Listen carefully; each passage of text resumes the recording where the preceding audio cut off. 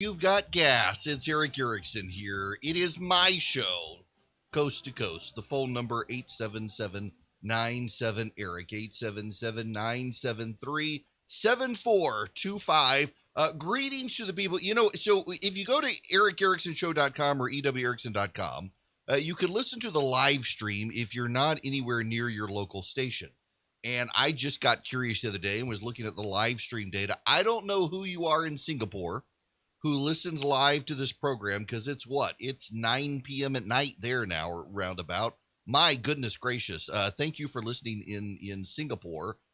Somebody is listening every day in Singapore. Drop me a line if you're there, because I'm deeply fascinated. In the last month, someone there has listened every day. I get somebody homesick for me. I went out and got gas before the show started. The Circle K by my house, used to be Flash Foods, is out of gas. And the Citgo had gas. I had to go to Citgo. I generally don't like to go to Citgo because of Venezuelan ties, but I had to go there to get gas because I know I got to be out of town later this week, and I'm going to need gas to get from my house to Atlanta and back to my house. And I was concerned. Gas is starting to run low. So get your gas if you can get your gas. We'll get to that. I want to begin with something that's been bothering me over the last couple of weeks. I want to talk about the Let's start over. I would like to talk about the Liz Cheney story. But I actually want to talk about this in a different way than some of you might expect. At this point, who cares? She's going to be replaced by Elise Stefanik. Kevin McCarthy, Donald Trump have lined up behind Elise Stefanik. Conservative groups, Club for Growth, Freedom Works, and others have come out and said this should not be. Stefanik is to the left of Cheney on a host of issues. In fact, Cheney voted for President Trump's agenda more than Elise Stefanik. But she accurately believes the election was not stolen, and that's now a sin within the Republican Party ranks. And so it's got to be Elise Stefanik. But there's actually a more complicated story there if we're really honest about it. Liz Cheney has taken shots at Republican colleagues, including during the election in very tight races. There were a couple of Republicans that she publicly or behind the scenes let slip criticism of that was used in campaign ads against them. She has backed primary challengers to people like Thomas Massie and others. She didn't play her cards well in that regard. Now, most of this has to do with her unwillingness to let go the truth of the election, which has rubbed her colleagues the wrong way. But she has also burned bridges with a number of her colleagues for other reasons, and the media doesn't tell that side of the story. It's a more multifaceted story than the media wants to tell. But that gets to the point. We are seeing the media hype divisions within the Republican Party. The media is out to help the Democrats malign, attack, define, and preemptively abuse Republicans in the run-up to 2022. And I think that people need to view the media coverage of the intra-Republican fighting and squabbling differently than they are. The media is not actually, for the sake of history, covering intra-Republican squabbling. What the media is actually doing is the Democratic Party's bidding in the run-up to 2022 of preemptively trying to make the Republican Party radioactive to a mass group of voters who might be persuaded to vote for the GOP. They're still freaked out, about the Black and Hispanic shift to the GOP. They're still freaked out about it. They're desperately worried about the Hispanic voter drift. Now, to be fair to the Democrats, an overwhelming majority of Black and Hispanic voters voted Democrat in November. The overwhelming majority did. But there was a noticeable, palpable drift to the GOP from the Democrats among predominantly Hispanic women, but also Hispanic men, and then young Black men. And the issues were law and order and jobs. and cultural issues that the Democrats can no longer stand on because they've been captivated by the wokes. They've been captured by the wokes. As a result of this, the Democratic Party has got to do something to try to keep these people from moving further to the GOP. And the way they're doing it is using the media to amplify any story that can be perceived as un-American, anti-American, unpatriotic, racist, bigoted against the GOP. So pay no attention to the racism within the Democratic Party, and there is much. Every story that can be amplified about racism within the Republican Party must be amplified. Any story that can be amplified as anti-American must be amplified, or unpatriotic must be amplified. That is why the media continues to be obsessed with the Liz Cheney fight and the issue of the truth over the election, because it is necessary for the media to show in some way the Republican Party is anti-democratic, anti-democracy, against the values of the country. Now, never mind that on the Democratic Party side, they're trying to ram through a massive federal takeover of elections. Never mind on the Democratic side, they have embraced cancel culture. Never mind on the Democratic side, they have embraced the idea that the United States is systemically racist. Never mind that the Democratic Party has embraced ideas that the Constitution itself is inherently flawed, the Senate is inherently flawed, states' rights is inherently bad.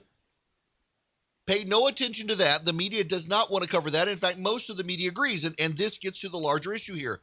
Most of the mainstream American media is now fully inside the Democratic bubble. They cannot relate to and are always shocked by Republican advances. Look at the November election. An accurate reading of the November election would show the American people were tired of Donald Trump, so they went with Joe Biden.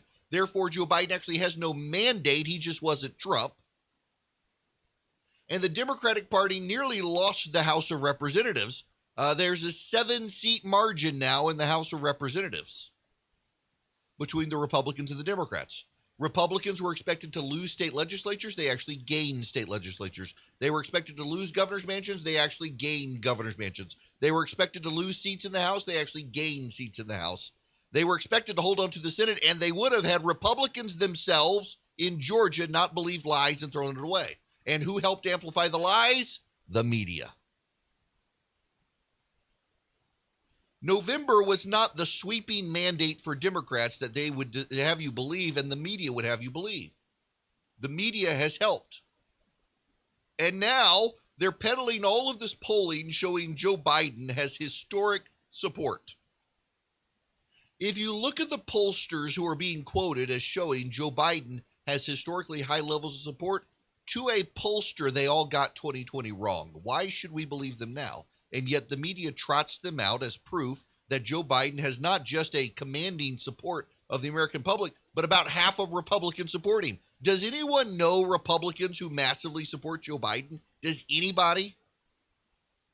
I mean, I'm surrounded with friends, many of whom did not like Donald Trump, and not a person is impressed with Joe Biden. Yet somehow the polling shows Joe Biden has some massive commanding lead from the pollsters who showed him with a 10 to 20 point lead in the election, and he won by what? I think 4 points.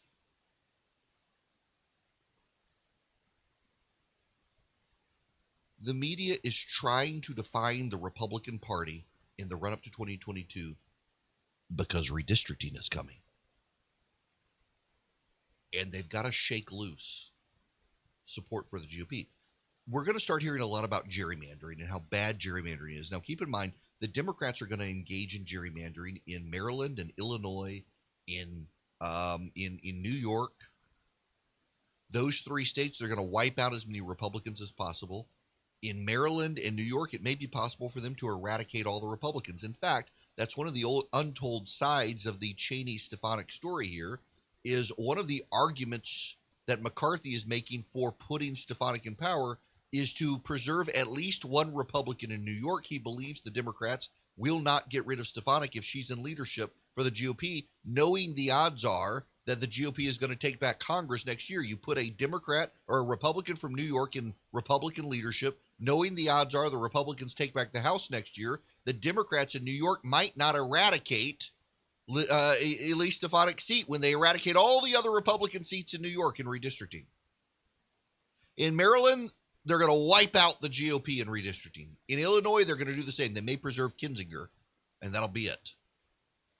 And you'll hear a lot about gerrymandering and how bad gerrymandering is, but they're going to focus on Georgia and Texas and Florida and North Carolina. You won't hear a peep about the Democrats.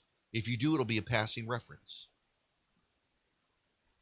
The media operates as if it's got a monopoly now, and in operating as if it's got a monopoly, it uses that monopoly to help advance the Democratic agenda. But there's a problem.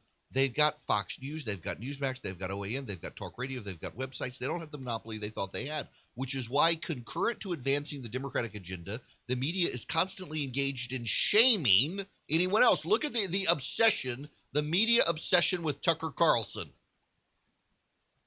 Just as they've got to shame people for supporting the GOP, how could you support these hateful anti-American bigots? They got to do the same with Tucker Carlson. How could you watch this guy? He's going to get us all killed. But it's not just Tucker Carlson. It's across the board. They hate Fox News. They despise it. They hate conservative websites. They don't have conservatives on television unless they're anti-Trump conservatives. Anyone who says something nice about Donald Trump, they've got to be taken off TV. The media is trying to define the narrative to give the Democrats an advantage in every aspect of coverage. You're about to start hearing about how the Republican governors got everybody killed in COVID. As Republicans redistrict these states, the death toll mounts and they have to deal with the families who lost loved ones. That's going to be a story. But it doesn't matter. It really doesn't matter. And it doesn't matter because they can no longer control the narrative. Last year, media partisans tried to tell us that the rioting across America wasn't real. They tried to tell us that the protests were mostly peaceful. They tried to tell us that you need not pay any attention to what was happening in Kenosha, Wisconsin, or Portland, Oregon, or anywhere else out there. Remember this one? This was from CNN. This was, I forget who the reporter was, but this was from CNN. Let's play this. Well, where'd it go? I just messed it up. This is Bill Barr talking about the protests. The Attorney General is making a statement on the George Floyd investigation. Let's listen. Is real and legitimate. Accountability for his death must be addressed and is being addressed through the regular process of our criminal justice system, both at the state and at the federal level. That system is working and moving at exceptional speed. Already, initial charges have been filed by the state. That process continues to move forward, and justice will be served. Unfortunately, with the rioting that is occurring in many of our cities around the country, the voices of peaceful protest are being hijacked by violent radical elements. Groups of outside radicals and agitators are exploiting the situation to pursue their own separate and violent agenda. That was Bill Barr last year during the George Floyd riots. And this was the CNN reporter talking about it. What you're seeing behind me is one of multiple locations that have been burning in Kenosha, Wisconsin over the course of the night. A second night since Jacob Blake was seen shot in the back 7 times by a police officer. And what you are seeing now, these images came and come in stark contrast to what we saw over the course of the daytime hours in Kenosha and into the early evening, which were largely peaceful demonstrations in the face of law enforcement. It wasn't until night fell that things began to get a little bit more contentious. Things were thrown back and forth. Police started using some of those crowd dispersal tactics like tear gas, even playing very loud sounds to push them out.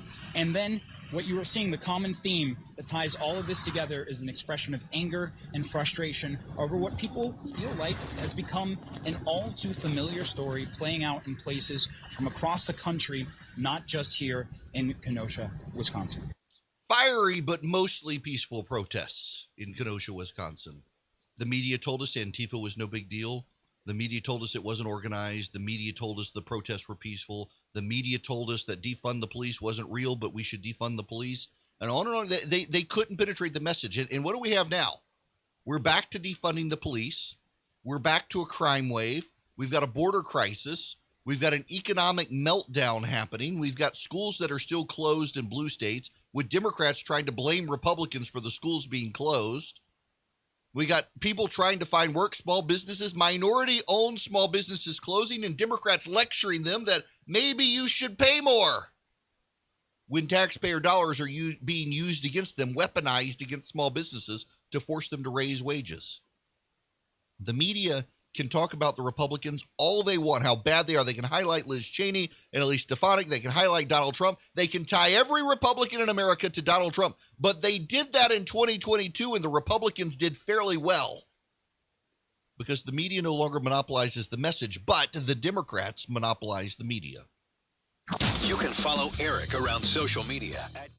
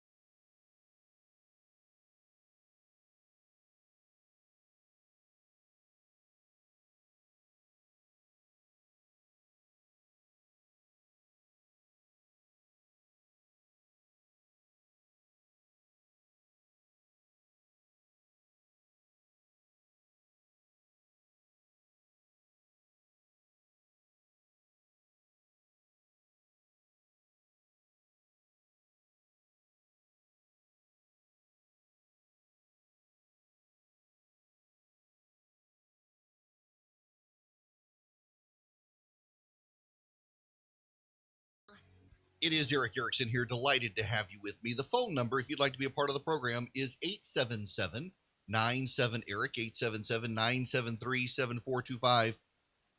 Reporters, believe it or not, I know it's hard to believe. I know this is hard to believe. They're beginning to complain about the Biden White House. This is from Politico. If you've read a quote from an administration official in a newspaper or a wire story recently, there's a good chance the White House communications team had an opportunity to edit it first. That's because the Biden White House frequently demands that interviews with administration officials be conducted on grounds known colloquially as background with quote approval. Colloquially. There, I knew I mispronounced the word. Background with quote approval, according to 5 reporters who cover the White House. In practice, this means the information from an interview can be used in the story, but in order for the person's name to be attached to a quote, the reporter must transcribe the quotes they want and then send them to the communications team to approve, veto, or edit. West Wing Playbook of Politico must make a confession here. We have participated in such arrangements too. The other week, the White House asked for background with quote approval for an interview with White House Communications Director Kate Bedingfield for a profile about speechwriter Vinay Reddy. Close to deadline and with our editors giving us side-eye about filing late, we agreed. The practice allows the White House an extra measure of control as it tries to craft press coverage. At its best, quote approval allows sources to speak more candidly about their work.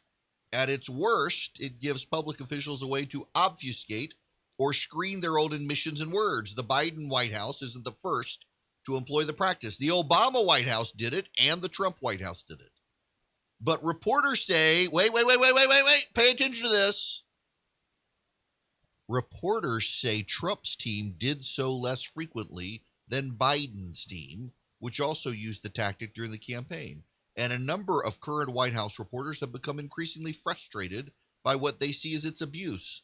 The rule treats them like coddled Capitol Hill pages, and that's not who they are or the protections they deserve, said one reporter. Every reporter I work with has encountered the same practice, said another. But as is often the case with the unwieldy White House press corps, there's a collective action problem. Reporters are reluctant to say no to using background with quote approval because it could put them at a disadvantage. Aha! The White House has them. But notice that they had to concede the Trump White House abused this less than the Biden White House. Keep this in mind when you read quotes in your local newspaper or magazine. It could very well be that the White House got to approve the words of the quotes and even change what they said by claiming they misspoke or some such. Even the New York Times is admitting that they're beginning to get frustrated with it. The Associated Press is saying that they remain frustrated with it. And the Associated Press has decided that it's not going to allow quote approval anymore. So the AP won't do it, but everybody else is doing it, trying to put them at an advantage. The White House gaming the press corps system. But notice the reporters are letting them get away with it.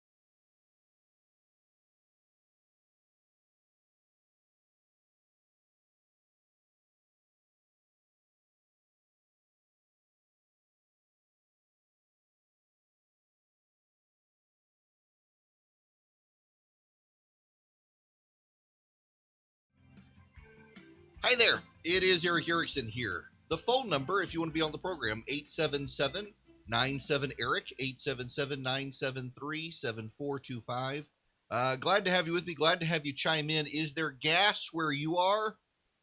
I went out this morning before the start of the show, before I was getting ready, and decided I would go fill up with gas because I know I've got to go. I got to go to Atlanta on Thursday and come back, and I didn't know what the gas situation would be. And wow, everybody's out of gas. Near my house, there's a Circle K. It was completely out of gas. The Citgo station had some left. I want to play you this from the Biden White House. I believe this is the Commerce Secretary. So first, we recognize that victims of cyber attacks often face a very difficult situation, and they have to just balance often the cost benefit when they have no choice with regard to paying a ransom. Colonial is a private company and will defer information regarding their decision on paying a ransom to them. Would the administration offer any advice on whether or not to pay a ransom? So typically that is a private sector decision, and the administration has not offered further advice at this time. Given the rise in ransomware, that is one area we're definitely looking at now to say what should be the government's approach to ransomware actors and to ransoms overall. Liz? So on the issue of gas prices, as I indicated right now, there are no supply disruptions, and the Department of Energy's Information Agency, the EIA, is doing the analysis right now about potential supply disruptions and what price effects that could have. And we're working with other agencies to consider how, if necessary, we can move supplies to a place where it might be needed if it turns out that there is a shortfall. India? Thank you, Jen. My question is just a follow-up on what Honor was asking.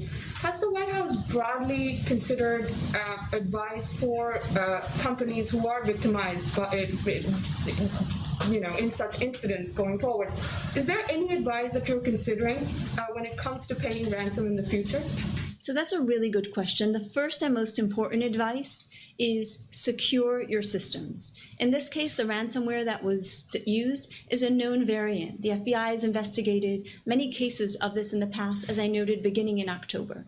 So the first and most important thing is to ensure that systems are patched and that cybersecurity is maintained at the level needed in a given network. We want to see ransomware not be successful, and that begins with greater resilience, particularly in critical infrastructure networks. Okay, let me unpack this for you. A gang with possible ties to the Russian government, Dark Side, has hacked Colonial Pipeline, which transports 75% or more of the fuel up the eastern seaboard from Texas. There are gas shortages across the eastern seaboard, from New York down to Florida, across to Louisiana.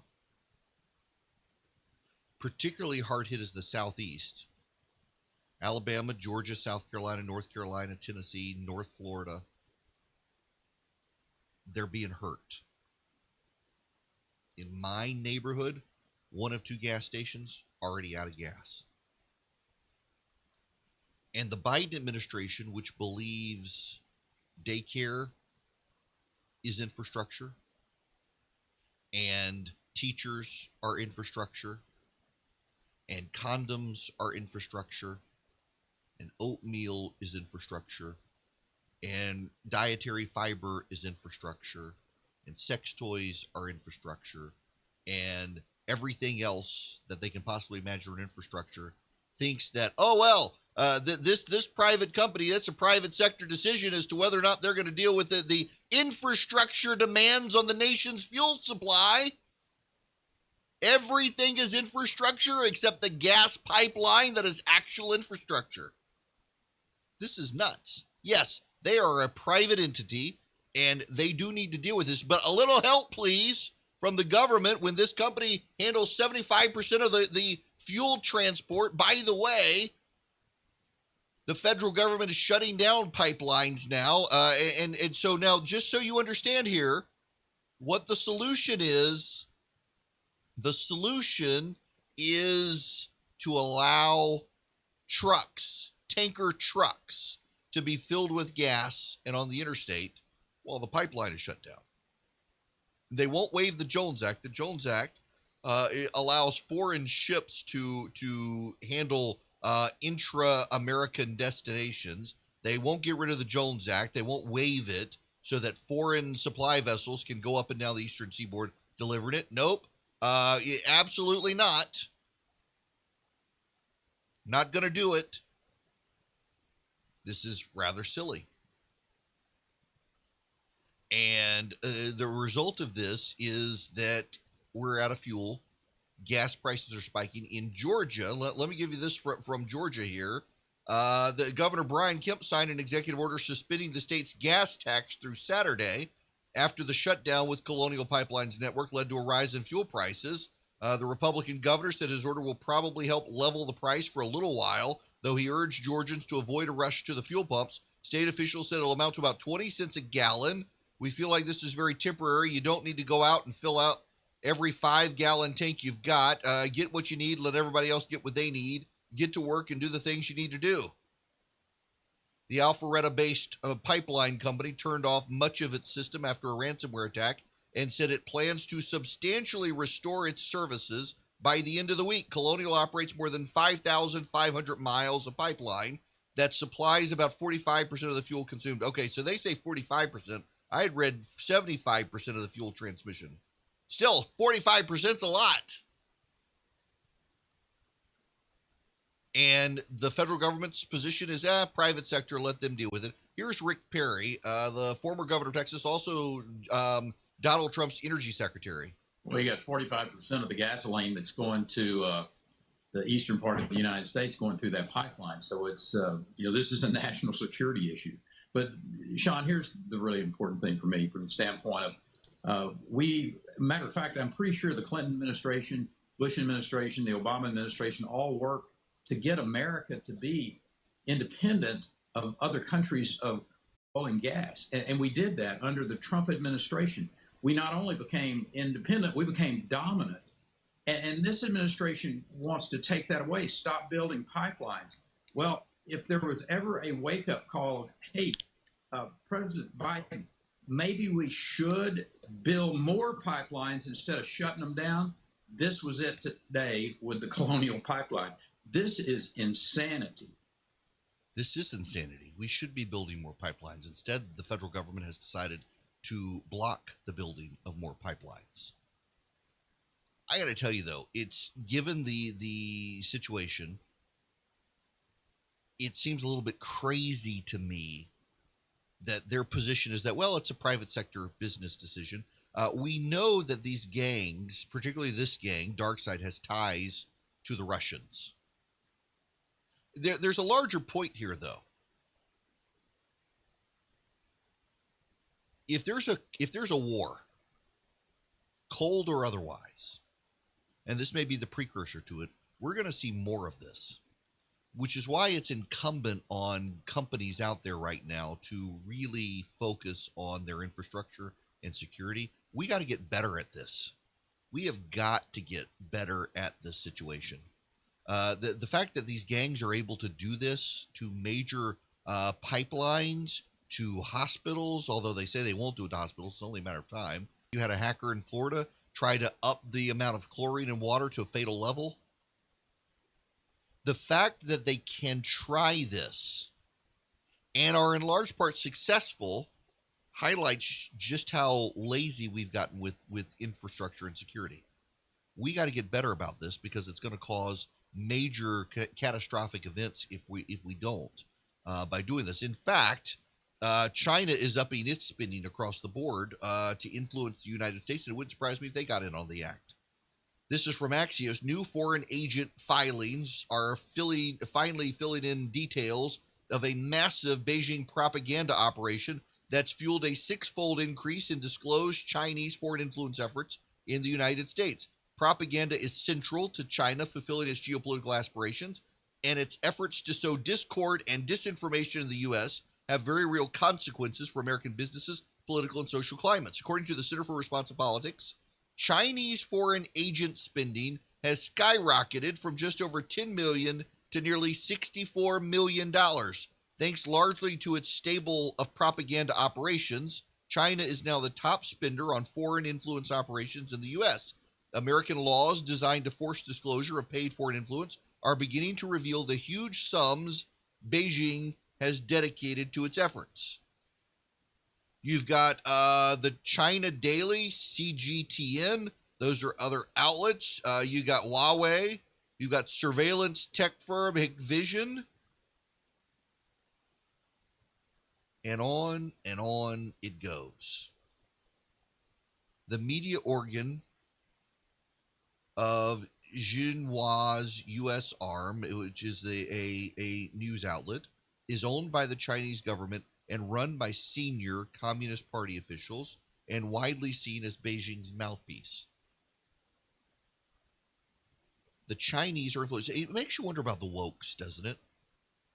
Or the environmentalists. You know, Liz Cheney actually requested the Trump administration dive in and figure out where the wokes and the environmentalists are getting their money from. Did this during the Trump administration. They began the investigation. I don't know that the Biden administration will keep it going. But where does Antifa get the money? You know, there were all these stories during the 2016 and the 2020 Republican conventions, and we've seen these stories in New York where people come and they put a pile of bricks on the side of the road. The protesters know where to go. If they want the bricks, if they want the sticks, if they want the things to cause mayhem, people drop it off. Where do they get the money for that stuff? What money is China flowing into the United States to help the wokes and to help the environmentalists? Because the environmentalists, notice how the environmentalists fixate on the United States when China actually produces more emissions. What about Russia? What is Russia doing? Listen, this isn't some paranoid conspiracy. We know during the Cold War, the Soviets were doing it. We got access to the records of the Soviet Union after the fall of the Soviet Union. And sure enough, a lot of major environmental organizations in the country were taking money under the table from the Soviet Union. And what do those organizations do? Well, they were deeply anti-American and they were deeply anti-capitalist. They were deeply anti-West. That they wanted to destroy American capitalism and our way of life. They wanted to turn us back to the dark ages, and they never wanted to talk about the Soviets or the Chinese or anyone else. And here they are coming again doing the same thing. And they've got the wokes on their side. They've got the media and the Democrats on their side. How much of this is Chinese communist propaganda masquerading as environmentalism?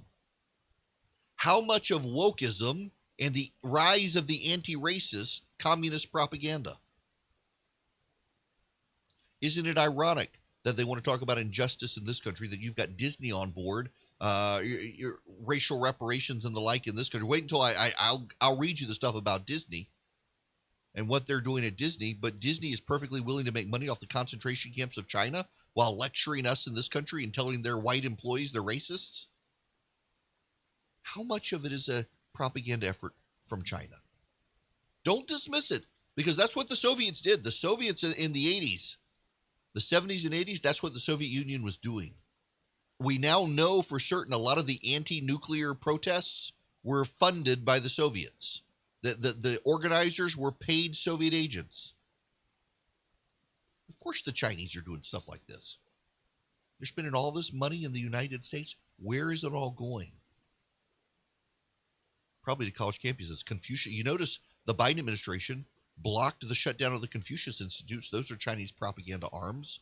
You don't hear that talked about in the media. I mean, hell, the media isn't going to tell you any of this stuff because all the media companies are owned by Hollywood box office giants, and they all need access to the Chinese market. If these media companies start telling you about the truth about China, they'll get shut out of the Chinese market.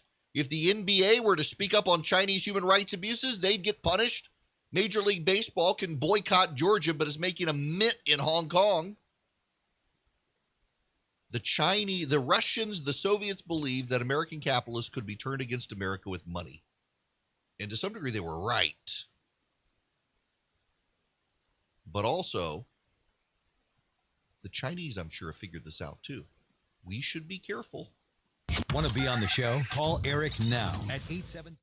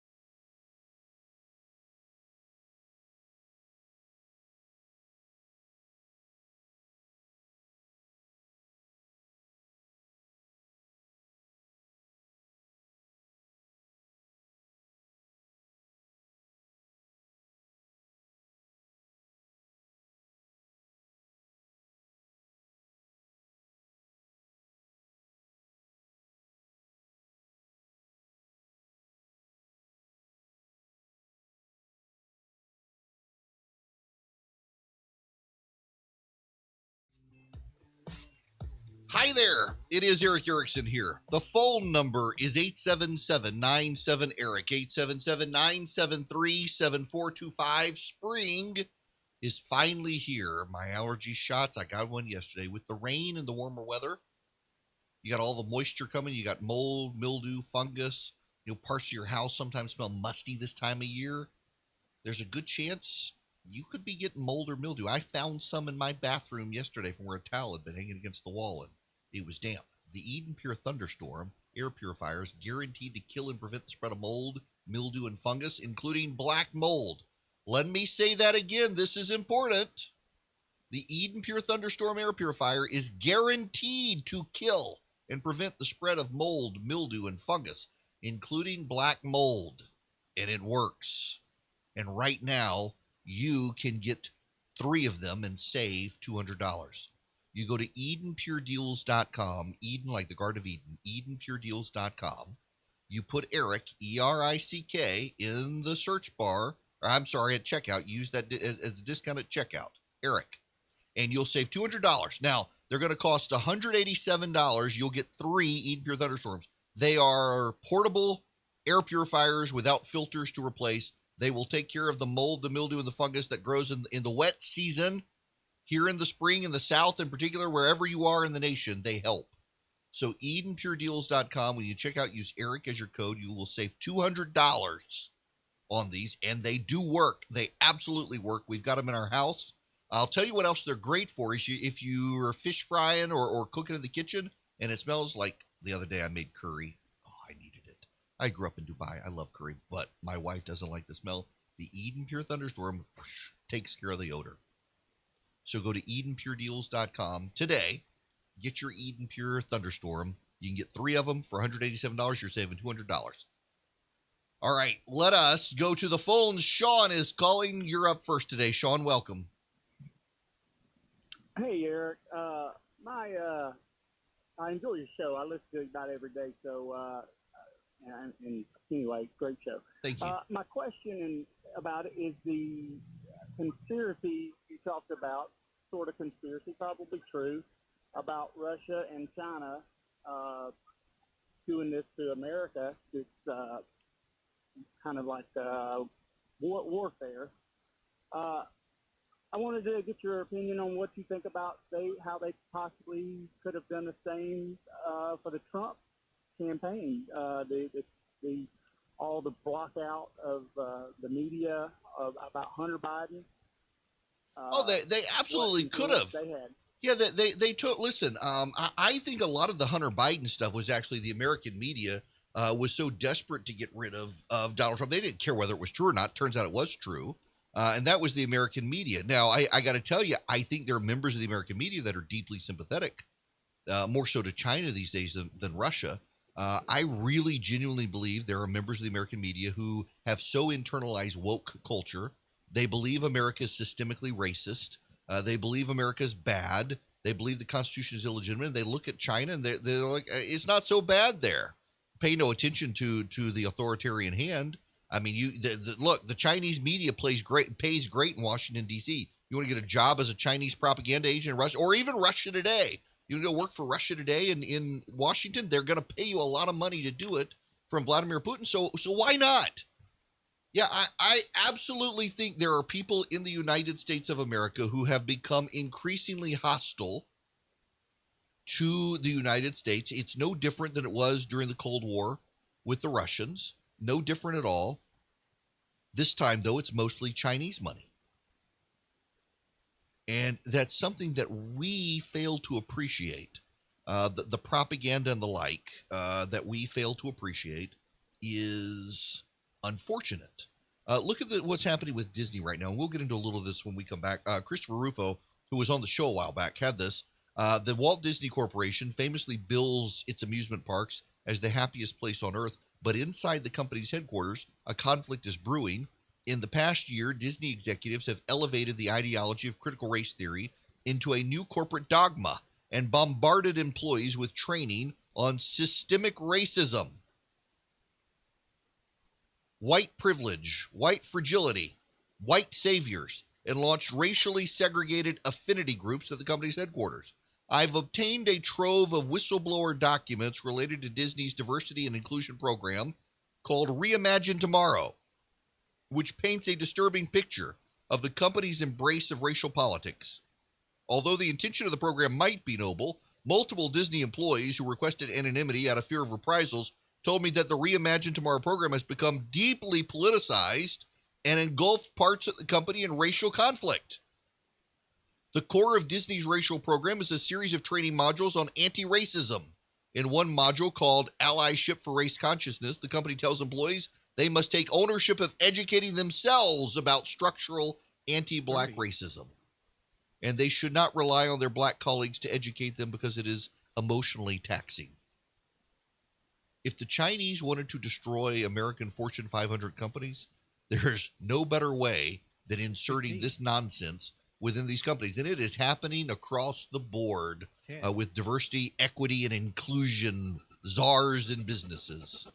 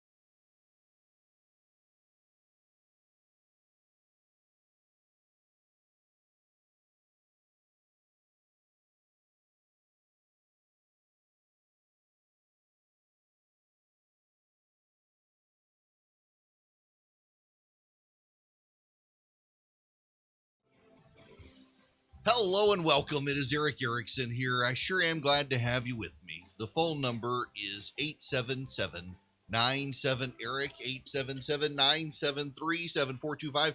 Continuing to get reports out there of gas running out at gas stations all across the Southeast. And yes, it definitely is happening. And also labor shortages continue. I got to tell you, it is increasingly obvious that a lot of progressives who dwell on social media don't actually understand how small businesses work. The solution from MSNBC anchors to your average Twitter troll to the labor shortage problem in this country is that, well, the private sector just needs to raise wage rates and they will be able to compete against unemployment. But we're not in a free market situation. The government of the United States is using taxpayer dollars to make unemployment competitive to employment. That's not a free market situation. The free market can't compete against the government's use of taxpayer dollars to drive up the cost of the benefit of unemployment and drive up the cost of wages. Not only that, I don't know that they understand how this works. A Fortune 500 company, like I pointed this out on social media, people are like, well, stop paying the CEO $1 million. We're not talking about the Fortune 500 here. We're talking about Main Street. We're talking about the non-chain restaurant. Wages account for a significant portion of a small business overhead. Because it's not just the wages that an employer pays. They're not just paying you. They're also having to pay unemployment insurance. They're also having to pay Social Security, Medicare, FICA. They've got all sorts of payments that they have to make in addition to your wage. So what they pay you is actually they're paying more because they've hired you. So you may only get $7.50 an hour, $10 an hour, but they're actually paying more than that per hour. And I don't think the left understands that. Not only that, they want a one-size-fits-all program, and not everywhere in the country needs $15, $20 an hour. Because of the cost of living in some parts of the country, they don't. And every part of the country is affected by this right now. We are paying people more to stay on the sidelines than we are paying people to go to work. The federal government is using your tax dollars and my tax dollars to distort the labor market. Private businesses can't compete against that. It's not fair to them. It shows a great disdain for the small business. Can you imagine the Black or Hispanic business owner who's being lectured by white people telling them, well, just raise the amount you're willing to pay for labor, when they're competing against these white people in Washington, making unemployment more attractive? By the way, Joe Biden is finally walking back some of his statements. You know, the other day, Joe Biden said this. President, do you believe enhanced unemployment benefits had any effect on diminishing a return to work in some categories? No, nothing measurable. Nothing measurable. And now he's saying this. Third, the employers bring back laid off workers. To help them do that, we're going to remind them that there is some progress they can take advantage, some programs they can take advantage of. For example, employers can hire back their laid off workers part-time without those workers having to give up all their unemployment benefits. Okay. And there's also this. Take the job or lose their unemployment benefits. There are a few COVID-19 related exceptions so that people aren't forced to choose between their basic safety and a paycheck. But otherwise, that's the law.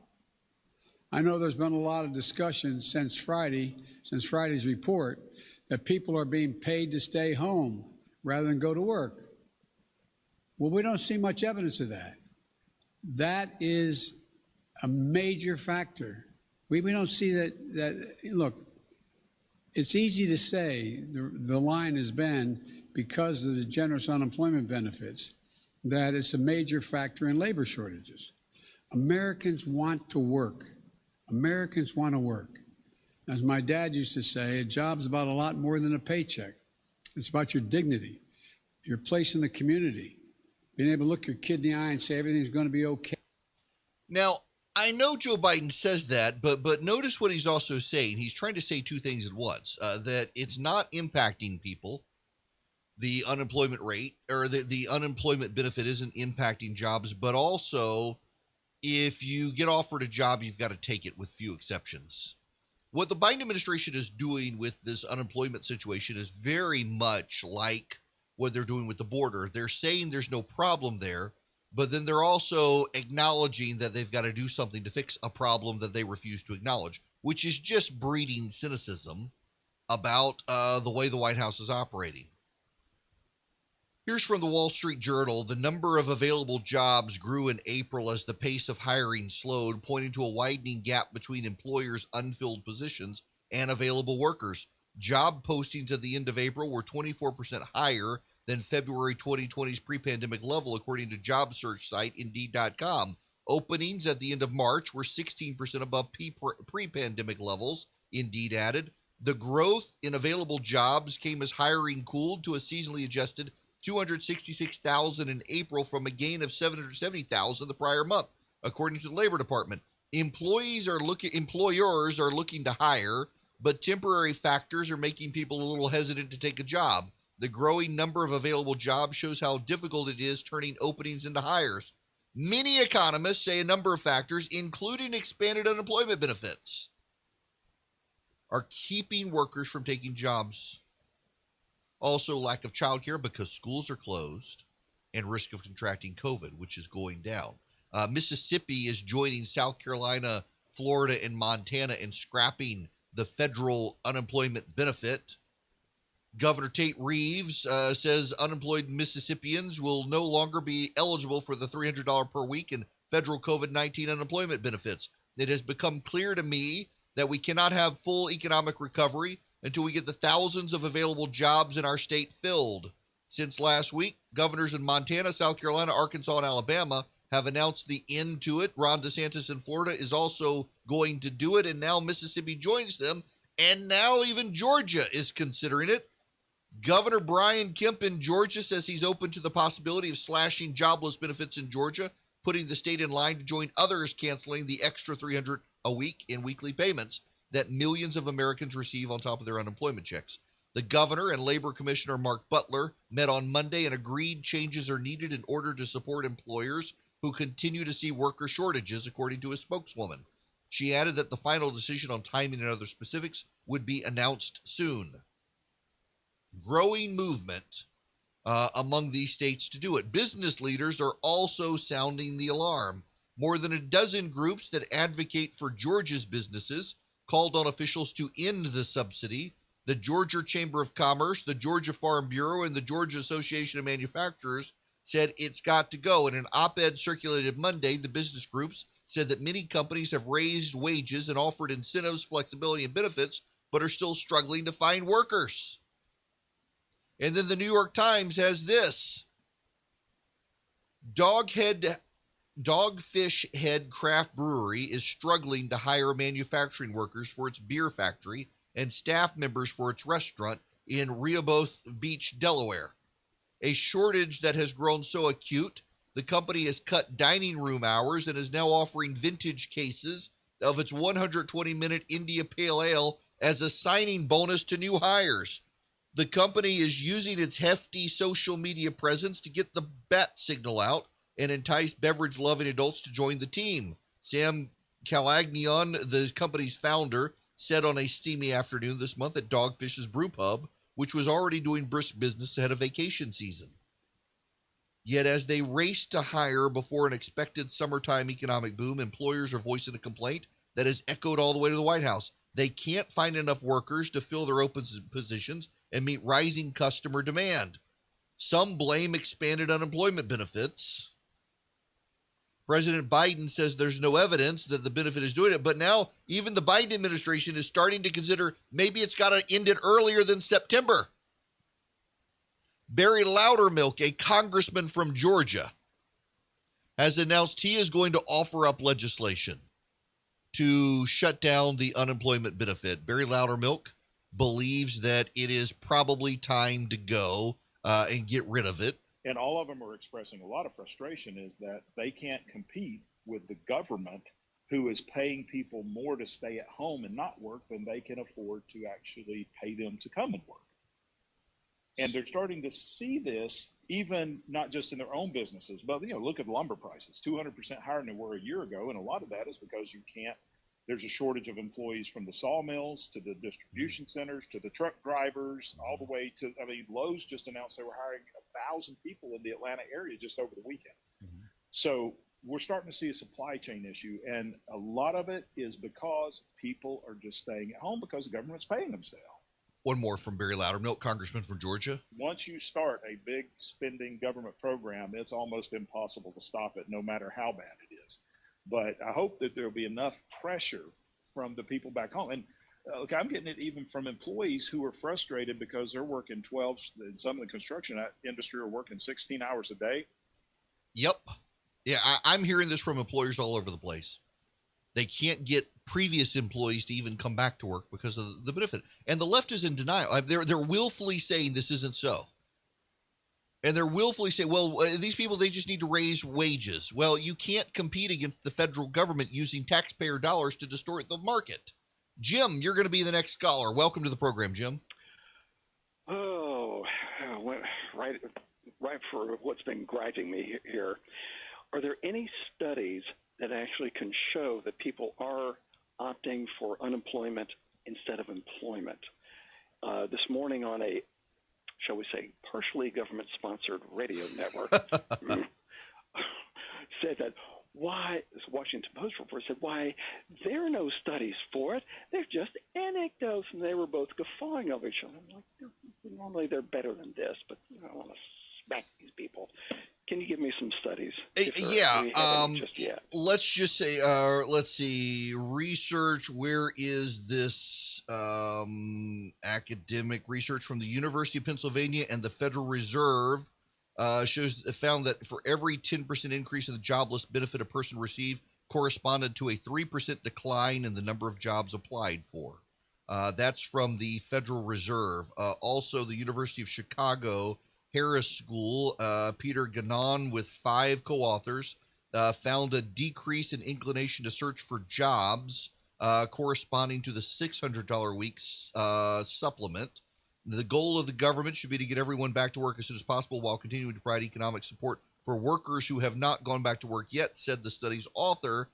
They should not be in tension. They were not in tension in 2020, but they are in tension in 2021 as the virus has receded.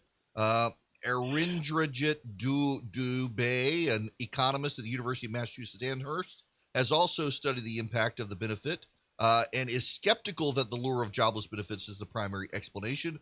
But the American Association of Manufacturers, the National Association of Manufacturers, and the Chamber of Commerce all have data showing employees themselves don't want to come back to work due to the COVID benefit. That's from the New York Times this morning. Can you post that somewhere? I was jotting bits and pieces Yep, of this down. I'd like to look at that. I'm going to put it out. If you can follow me on Twitter, I'm going to put it out right now. Studies show unemployment benefit is linked to job shortages. I'm just tweeting that out right now for you. Okay. Well, okay. Thank you. Yeah, absolutely. Yeah. I mean, look, so yeah, we've got the Federal Reserve out there. Just to recap, Jim, and thanks for the call.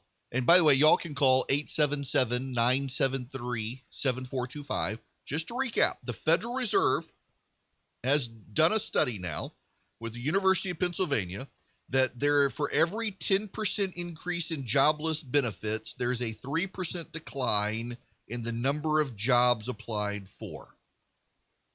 Likewise, the University of Chicago Harris School showed a decrease in the inclination to search for jobs due to the unemployment benefit. And yet the government is in complete denial about this, when even the Federal Reserve is saying it. The Chamber of Commerce The American Association of Manufacturers, the National Association of Manufacturers, local businesses around the country, they're all finding it. And this is the thing. Anecdote is not data, but at some point, the constant level of anecdote does become data. And that in and of itself is notable.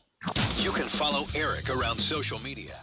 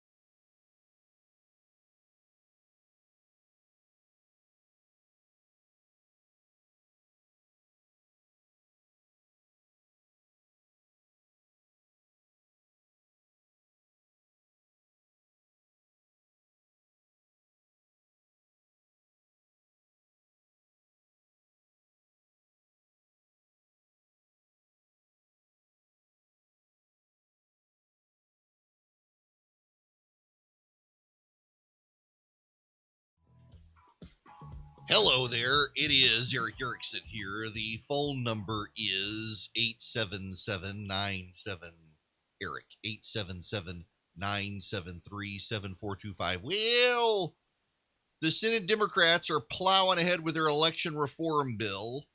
This is from Fox News. They argue it's necessary to safeguard voting rights that are under attack, but Republicans have pledged to fight the legislation they've dubbed a power grab. You know what's going to happen? I mean, this is going to go to the courts if they were to pass it. This is H.R. 1. Its companion piece of legislation is S1, the Senate legislation. Mitch McConnell says Democrats are trying to forcibly rewrite election laws in all 50 states and turn the FEC into a partisan body. By the way, I got to say, this is one reason Republicans need to be on their A game next year to take back the Senate. Because if the Democrats do pick up more seats in the Senate, they are going to scrap the filibuster and they are going to try to ram this sort of stuff through. The Republicans will hopefully take back the House of Representatives next year, hopefully, given redistricting, but it's something that you got to be careful of, and something we've got to watch and make sure we get the best nominees possible. Republicans are preparing for a fight on this. The Associated Press says that the bill as written would bring about the largest overhaul of U.S. elections in a generation, touching on almost every aspect of the election process. Mitch McConnell is going to do something he hasn't really done before. He's actually going to go argue against it in committee. And they're going to try to put Democrats on defense by forcing some amendments. Now, here's the thing you got to understand about this. It has become dogma on the left that H.R. 1 and S1, the voting rights bills, are necessary. And you can't even argue with the Democrats at this point that they're unnecessary. They are insistent that they're necessary, in large part because the media has not been fair in coverage of Republican election reform bills. They've highlighted Democrat arguments. They've walked back a number of the claims and corrections in newspapers, but the damage is already done. Republicans in Washington intend to offer up a series of amendments that they're going to make it awkward for the Democrats on. And the Democrats can't actually pass it because they can't get rid of the filibuster.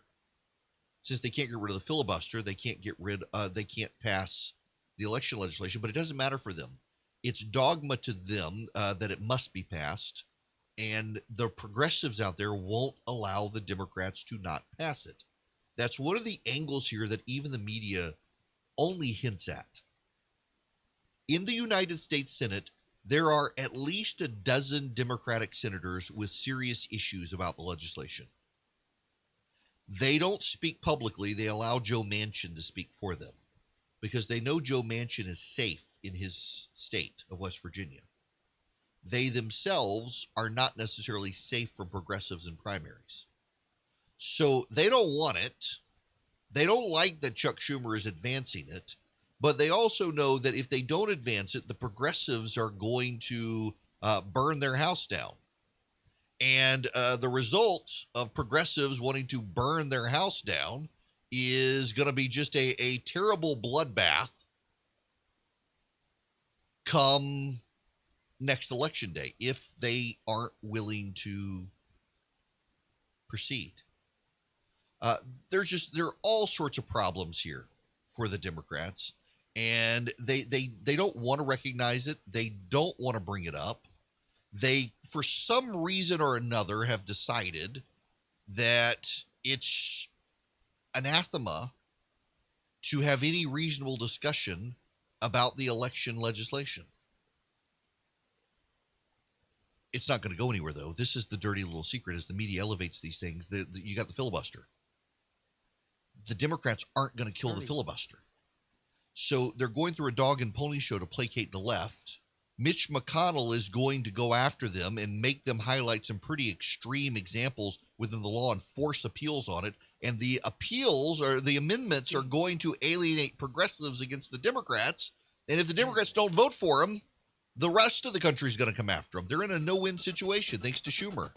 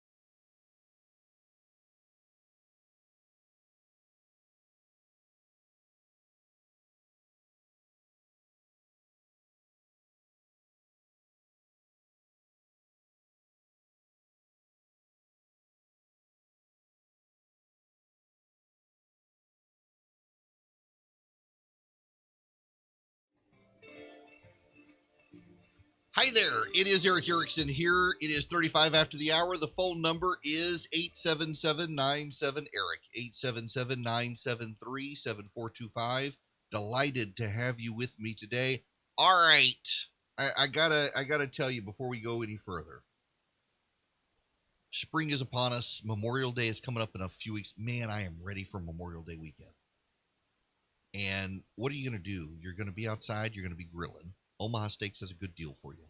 It is their Let's Go Grill package. You can get steak, pork chops, chicken, sausages, caramel apple tartlets, scallop potatoes. You can get 12 burgers for free. You can save $20 on your first order. It is an incredibly good deal. You want to be at your grill grilling Omaha steak burgers because they're not just your standard ground chuck fare from your grocery store. They're Omaha steak burgers, and they're good. So what you do is you go to omahasteaks.com. You put Georgia in the search bar. You will see my name pop up. You get this incredible deal. And you get those 12 burgers for free. Delicious burgers. You can also add a whole bunch of other stuff from Omaha Steaks. They got seafood. They got beef. They got chicken. They got pork. You name it. I've gotten a brisket from them and smoked a brisket from them. You get all sorts of stuff at Omaha Steaks. But the burgers are incredible. They're so much better than what you get at the grocery store. So you go to omahasteaks.com. You put Georgia in the search bar. You get this deal. You get 12 burgers for free. You get $20 off your first order. You save an incredible amount, and it's such good quality. omahasteaks.com. One of the questions, of course, we're going to have to deal with here is whether or not you can actually get it delivered to you in the next week with the gas shortages. It is amazing to me how the Biden administration is being so flippant like this, like, oh, it'll resolve itself. It's going to have a cascading effect. Like, have y'all seen, we talked about this yesterday. If y'all weren't here yesterday, corn prices are up 50%. Do you know what corn prices going up 50% means? It means your Coca-Cola gets more expensive. It means your bourbon gets more expensive. Bourbon gets more expensive. This is a war on bourbon. It means beef gets more expensive. It means chicken gets more expensive. Corn is such a stable. It also means your gas gets more expensive because of ethanol in your gas, which I'm opposed to ethanol and gas, but good luck getting rid of that these days with the federal government being hijacked by lobbyists. It's a problem. You know what else? There's another problem out there. Forgiveness. I want to spend a few moments on forgiveness with all the squabbling going on out there. Tim Keller has a very interesting piece. He is someone who has preached regularly about forgiveness. And in one of the sermons I have done, one of the few times I've been asked to preach publicly, has also been on forgiveness. And it is something that I have been mindful of in the past few years as we've become more tribal. We are less forgiving, and a lot of it has to do with postmodernity. I want to read you part of what Keller writes, because Tim Keller, if you've paid attention to him in the last year or so, he's been very concerned with the rise of the wokes and this new social justice secular religion that has cropped up. In fact, when he was on the program with me for Good Friday, he talked about how this new orthodoxy on the left through Black Lives Matters has no grace and no forgiveness. It doesn't offer hope. If you look at the civil rights movement of the 1960s, it was led by a bunch of pastors from the black community, and it was grounded in the biblical truth that we will transcend race and judge, as Martin Luther King said, by the content of our character, not by the color of our skin. And now the color of your skin is implicitly necessary in the woke religion. He writes this, the Western idea of human rights, universal benevolence of the poor, and social justice have deep roots in biblical religion. That is why they arose in the West and why Christians can so often be allies with secular people who are working for racial and economic justice. But when Christians rooted their moral norms in the divine justice of God, they also meant grounding them in the divine mercy of God. So patience, mercy, and forgiveness of wrongdoers has always been part of the Christian ethic. But today's honor culture does not root its moral absolutes in the divine.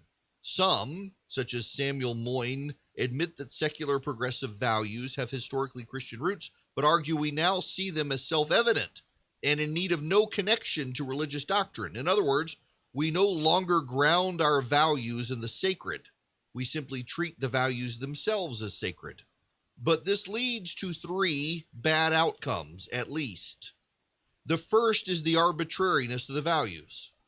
Is it evil and wrong to speak to person X in this way? The response is, who says it is wrong? The only possible answer is a power move. It's wrong because we say so, we being the mob. The second is the inconsistency and incoherence of the approach. Its proponents hold their values as being beyond debatable, while at the same time insisting that all others' norms are socially constructed. The third is the lack of provision for mercy and forgiveness. When the moral norms are detached from faith in a just God, it detaches them from faith in a merciful and forgiving God. In such a secular religion, deviation from norms is simply unforgivable. And we see this in society, where it's not enough to say, I forgive someone. Their apology must come with certain performances. They must acknowledge the error of their ways, and not just acknowledge the error of their ways, they must embrace the woke ideology. It's not enough to say, I'm sorry I called Caitlyn Jenner Bruce. You now must acknowledge the legitimacy of transgenderism and the legitimacy of Caitlyn Jenner, and then you must hate Caitlyn Jenner for running as a conservative. Keller's whole essay is worth reading, but I want to focus on the lack of forgiveness here because I see this even in our tribal culture now. I see it on Twitter. I see it among people who have been longtime acquaintances and friends who have disagreed over Donald Trump, and now they're anathema to each other. They hate each other. They can have nothing in common. This is probably played out on our side more lately than on the left. And it certainly happens on the left, particularly among those who refuse to get woke. But let me focus on our side, because I know most of you listening are conservatives, but we see this now happening on our side where someone who's been a conservative for a decade and still holds those conservative principles may somehow now be considered bad because there's just this one thing, this one hill they refuse to die on, and everybody else wants to die on every other hill, whether it's Trump or something else. And there's no willingness to offer grace or forgiveness or say, yeah, okay, listen, I've known you a long time and you're consistent in your principle and we just disagree. No, it's now you've got to go through the performance. Postmodernism, you remember this. This is the key thing to understand about postmodernity. It requires performance to show your fidelity to your truth. So if you believe someone is bad, it's not just you can say that person is bad. You must perform. You must lash out at them on Twitter. You must attack them. You must denounce them. They can no longer be your friend. It doesn't matter that you had lifelong friends. I mean, I'm amazed at the people whose minds I live rent-free in. It's crazy. I mean, people are hung up on stuff I did 15 years ago and define me by it now. It is the secular wokes who have no grace in their religion. And this gets me to a point. I want to read you a passage of scripture. 2 others who were criminals were led away to be put to death with him.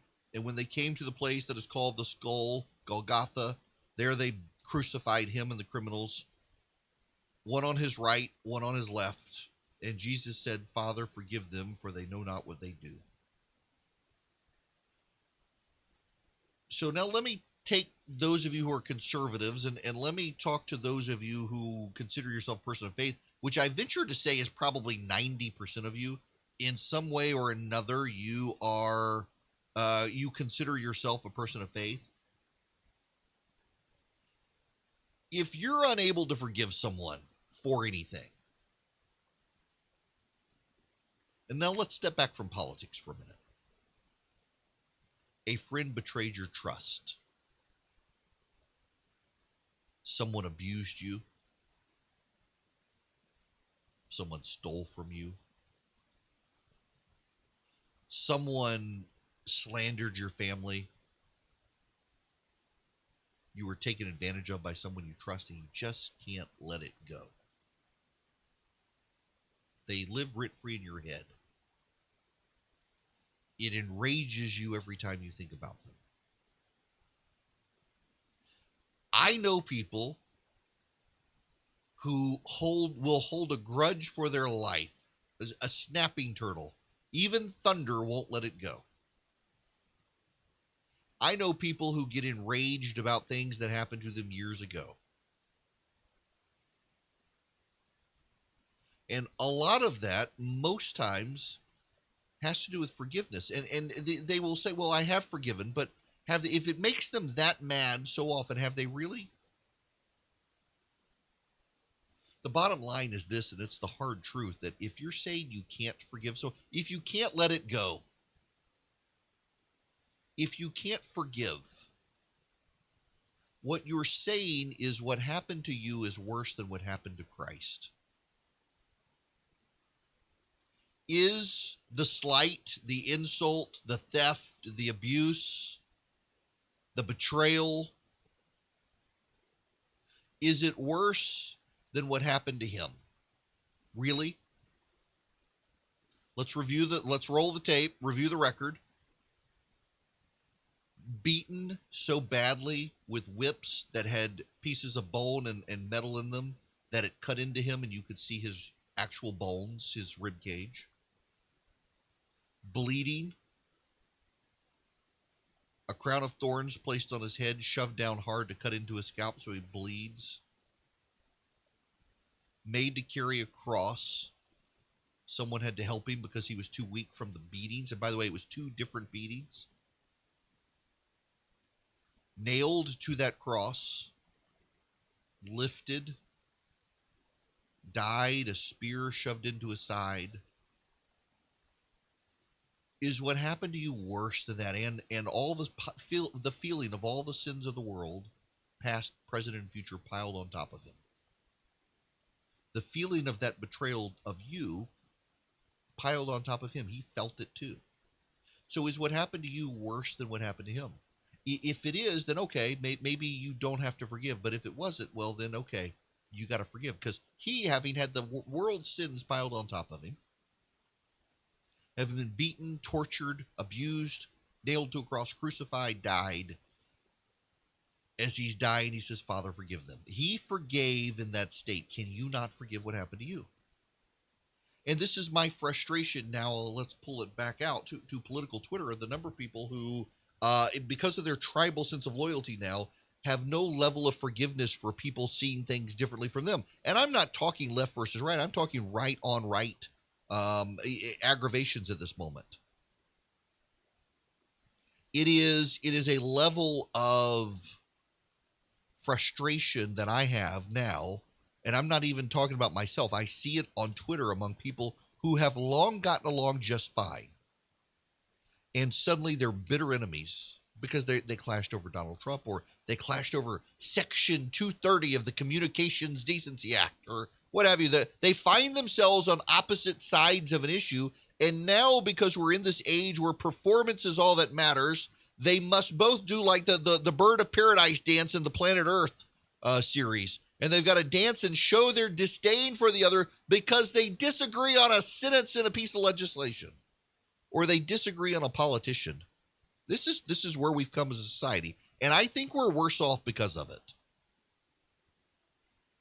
We are embracing the new religion of the wokes, whether we want to admit it or not, because the wokes are a secular religion without grace and forgiveness. The wokes, the only difference between them and the terrorists, the Islamic terrorists, is death. For now. I'm fully convinced the way this goes. I mean, if you know anything about history and left-wing totalitarianism and idolatry and their ideology, we head towards a very bad place when the wokes are fully in control of everything. Many, many, many more people have been killed by left-wing ideologues than right-wing ideologues in the history of the planet. The Nazis were, after all, socialists, and the communists. I see where the wokes head. A secular religion without grace, without forgiveness, without hope, without redemption. And I see too many people on the right who purport to be people of faith who are headed that way in their political life. And I think we're all worse off. We provide no one an attractive alternative to the wokes when we ourselves scowl, grimace, and complain all the time. I think we got to be more uplifting. We don't want to go with the new wokes. We don't want to go in their direction. Right now, the difference between the wokes and the Islamic terrorists is death, but both want to destroy you without any possibility of redemption.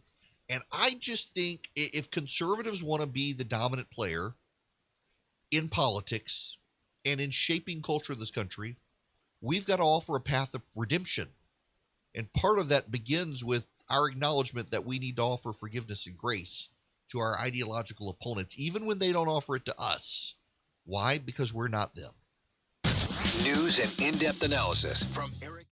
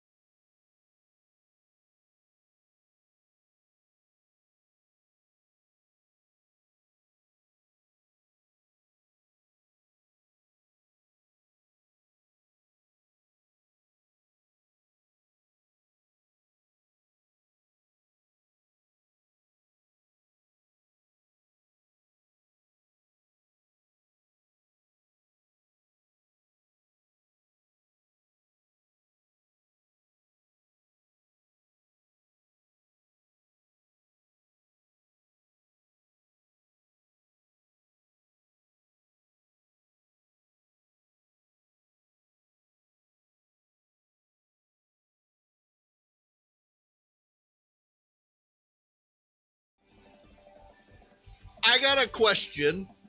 The cicadas are coming. Have you heard that there's been inordinate amounts of media coverage in Washington and New York about the cicadas coming? The 17-year cicadas are coming. When will they start featuring? I'm sorry. I gotta cicada recipes. It is only a matter of time. Yep. Here's one. Ready to eat your way through the cicada explosion, how-to, and recipes. Yep. The Penn News.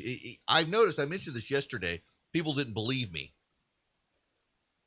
But, yeah, there were 3 different magazines in the last week, and the Washington Post have had stories about eating bugs, that if you want to solve global warming, you need to start eating bugs. Here's the Washington Post. Can you eat cicadas? Yes. Here's the best way to catch, cook, and snack on them. You knew it was only a matter of time. In 2004, Caroline Goon heard that the periodical cicadas had just swarmed the D.C. area were edible. After considering different advice on how to eat them, with or without wings, headless or head-on, the 20-year-old went to a tree near her apartment complex, pulled a few adult cicadas off, and gave them a quick fry. The result? I remember it was a crispy, salty-ish snack. Insect eating is not common in the United States, you think? But since a 2013 report from the United Nations, advocates here have promoted insects as a sustainable protein source, leading to a wave of high-tech bug powders and snacks over the past few years, and cicadas are eaten in many other cultures. Woohoo! Whoop-de-doo! I think I'll pass. It's amazing how much they want to get us to eat the cicadas. But, you know, I remember we moved into our house in 2011, 2010, 2011. Yeah, 2011. We've been here for 10 years. And the year we moved in, we just kept hearing this incredible nonstop noise all day long. What is this noise? And after a few weeks, realized it was one of the cicada varieties had come up and just all day long. It drove you insane. And now the 17-year cicadas are happening up the eastern seaboard. I don't know how bad they'll be down where I am in Georgia, but if you start hearing that buzzy noise, they are coming out as the warm weather gets to us. Everybody is up. And of course, the media is now offering up recipes on how to eat the cicadas because they want you to stop eating hamburgers and start eating cicadas. And you know, let's just say people did. Let's just say people actually did eat them. You know darn well they would then trot out indictments on people. They're eating too many cicadas. How are they going to reproduce and come back in 17 years? It's predictable. It's as predictable as this story. San Francisco seniors may go back to school for a single day before the end of the school year, and parents are furious. When the teachers union over the weekend announced the exciting news that San Francisco's high school seniors will get a chance to go back to the classroom starting Friday, they left out details about the plan, including that it'll just be that one day. In addition, the class of 2021 won't get any in-person instruction while they're at one of two school sites. Instead, they'll have in-person supervision. In what some are calling a blatant money grab, the deal between the district and teachers unions will bring seniors back for at least one day before the end of the school year so the city's public schools can qualify for $12 million in state reopening funds. The last-minute plan for seniors was yet another disappointment for San Francisco families, health officials, political leaders, and mental health experts who've argued for the reopening for months, only to face multiple delays. Even as many private school students have been back since the fall. The teachers union, which acknowledged the academic and emotional harm to many students from remote learning, argued it wasn't safe to return until every educator was vaccinated, and even then resisted a fuller opening. This is going to be a major, major political issue. We have not yet seen the fallout from this. And by the way, it does appear in Virginia. There are a lot of people predicting if the Republicans play their cards right, even as the state has drifted to the Democrats, they may very well be able to pick up the state. Because even Democrat parents are furious about what's happening with schools, and they blame the Democrats for it. By the way, if you hadn't paid attention, the markets are crashing right now. We'll talk about that when we come back.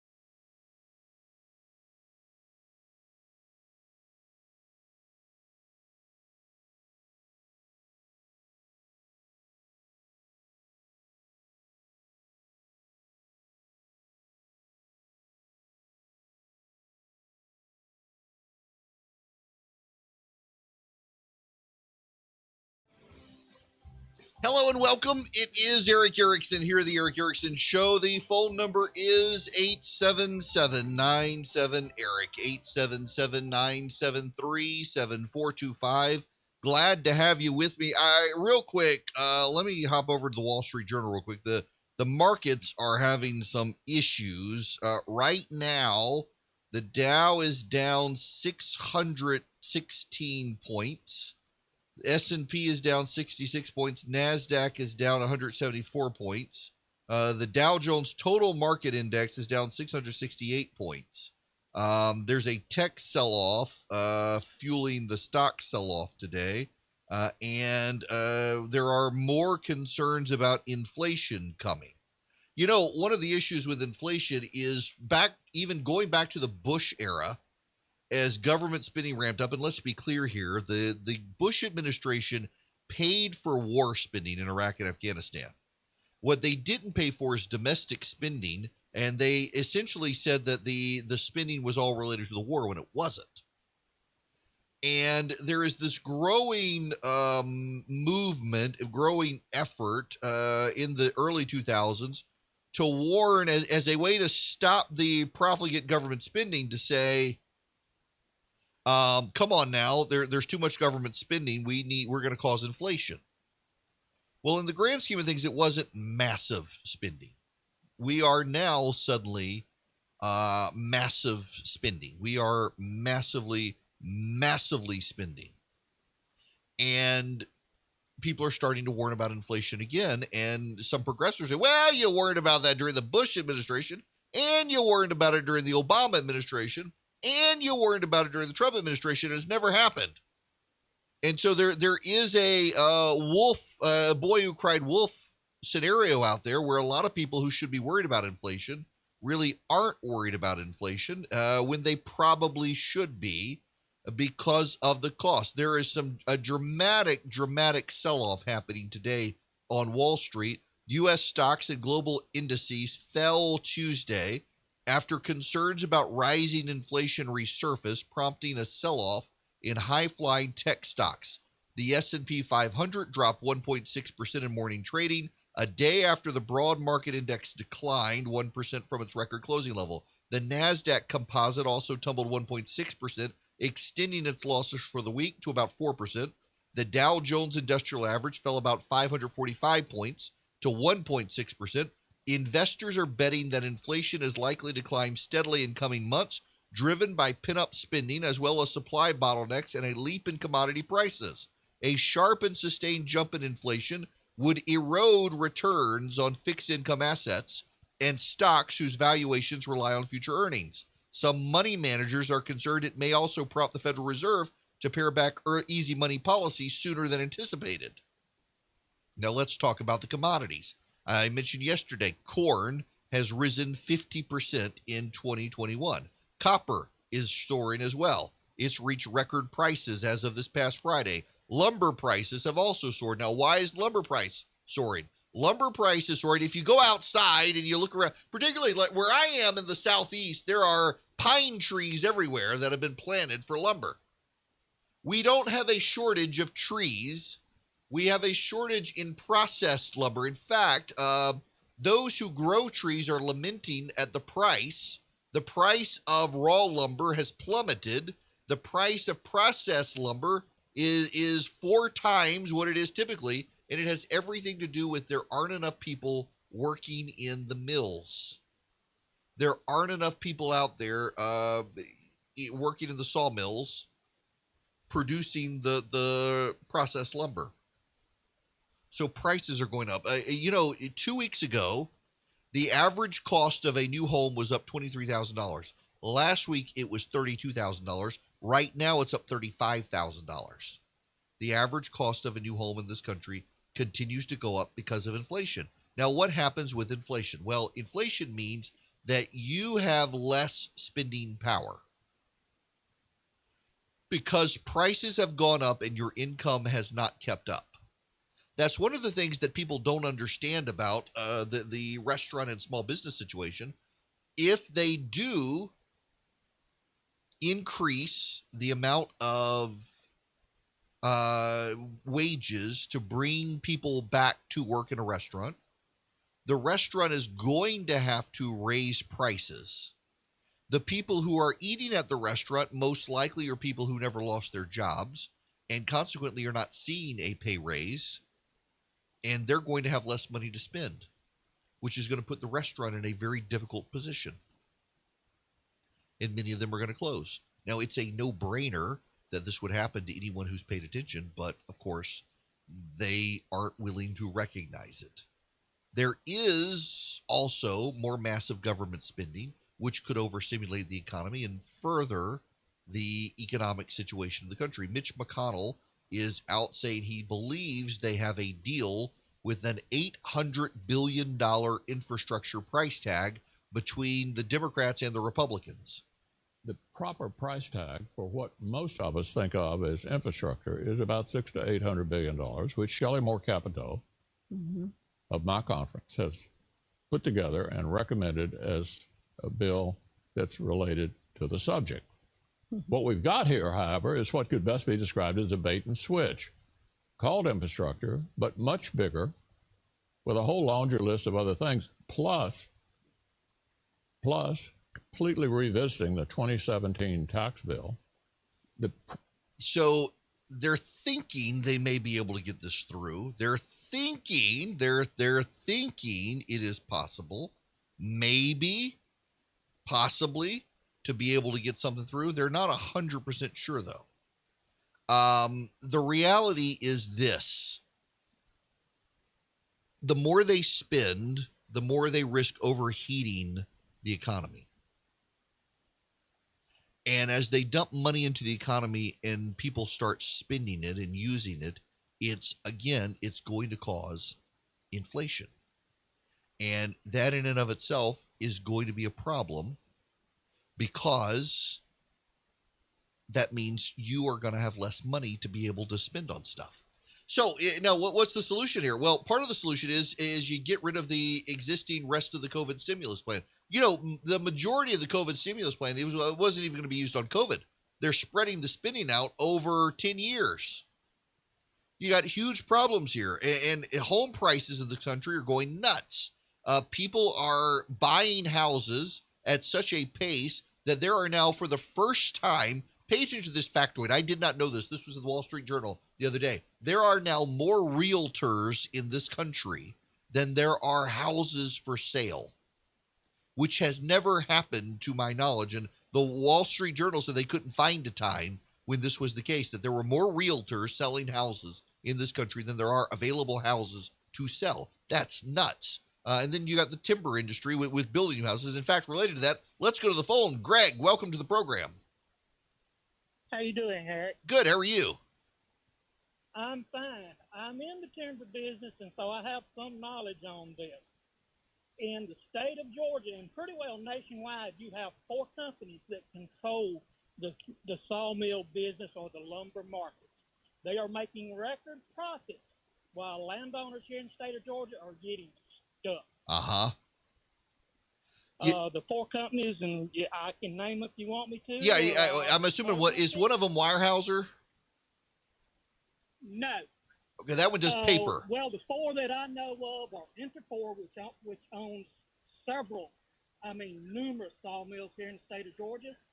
Another one is West Fraser, that just built a brand new sawmill. Is building a brand new sawmill at Dudley. Another one is did I say Georgia Pacific is one, and so that's 3. Yep.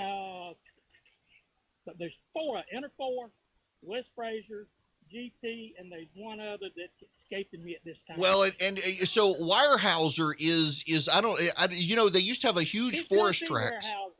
But I know that there's 4 major companies. Yeah, they've got massive amounts of land in Georgia. They sold off a bit of it, and here's the thing. And Greg, thank you very much for the phone call here. What's going on with these companies is the actual timber farmers are getting the raw deal here. So let's compare this to corn. Corn farmers are getting 50% more per bushel than they got last year. Lumber farmers are not. In fact, their prices are falling. Why? because there's not a problem with harvesting timber. In fact, to some degree, the timber has been overfarmed. Now, correspondingly, there's a new development in the timber industry that is brand new in the last year. Major companies, including Microsoft, are paying lumber farmers, timber farmers, to not cut their land. So just about 3 miles from me, there's 100 acres, and it's got pine planted on it.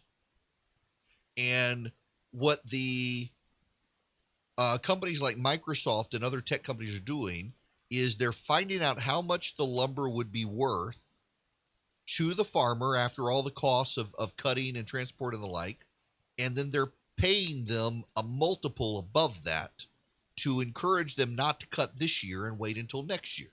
The result is that the farmer gets more money next year because the trees are more developed than they would get this year, and they also get money this year from the tech companies. Now, why are the tech companies doing this?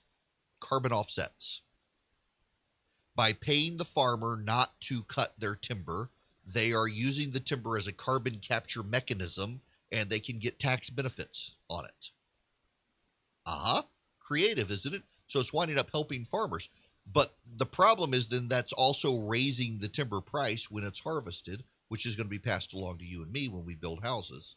But more than that, more importantly than that, the actual product, the wood product, lumber's still relatively cheap to be harvested.